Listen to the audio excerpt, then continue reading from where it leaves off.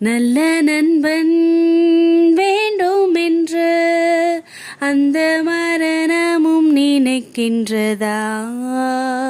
சிறந்தவன் நீதான் என்று உன்னை கூட்டி செல்ல துடிக்கின்றதா? இறைவனே இறைவனே இவனுயிர் வேண்டுமா? எங்களுயிர் எடுத்துக்கொள், உனக்கது போதுமா? இவன் எங்கள் ரோஜா செடி, அதை மரணம் தின்பதா? இவன் சிரித்து பேசும் மொழி, அதை வேண்டினோம் மீட்டுத்தா.